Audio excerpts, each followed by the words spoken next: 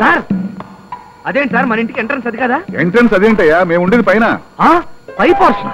నీకేనా అబ్జెక్షనా? అబ్బే ఏం లేదు సార్, మీరు పదండి. Fruits sweets 200 waste. రావయ్యా. వస్తున్నాను సార్. సచ్చా సచ్చా వస్తున్నా.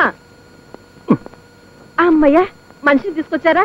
ఆ రత్తయ్య గారు చెప్పా పెట్టకుండా ఊరికి వెళ్ళిపోయాట. మనిషి లేడని నాకు ఒకటే టెన్షన్ గా ఉందండి. అబ్బా, నీకు పెద్దానికి టెన్షన్ పట్ట అలవాటు అయిపోయింది. నేను ఉన్నా కదా. ఇతను రాంబాబు అని మన కంపెనీలో ఉద్యోగం చేస్తున్నారు. ఈవిడ మా ఆవిడయ్యా. నీకు టవల్ కావాలా, లుంగి కావాలా? దేనికి సార్? కట్టుకోవడానికి. చిచి, నేను అలాంటివాడిని కాదు సార్. శివా, నువ్వు ఇలాగే మా ఇంటికి సున్నం కొడితే బట్టలు పాడైపోతాయని చెప్తుంటే. అంటే ఈ సున్నమంతా నేను మా మేడ కొట్టాలి. ఎంత 10 నిమిషాలు అయిపోతుంది. ఈ లోపల నేను మా ఆవిడ బజార్కి వెళ్ళొస్తాం. రాసొచ్చా?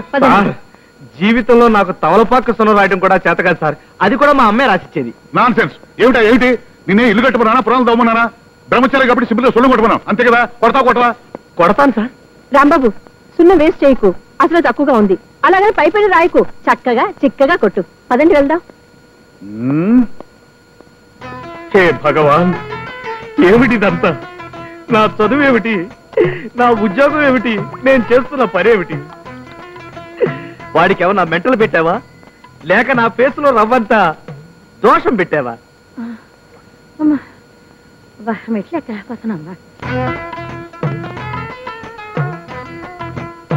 ఇదిగో అబ్బాయి. ఏంటమ్మా?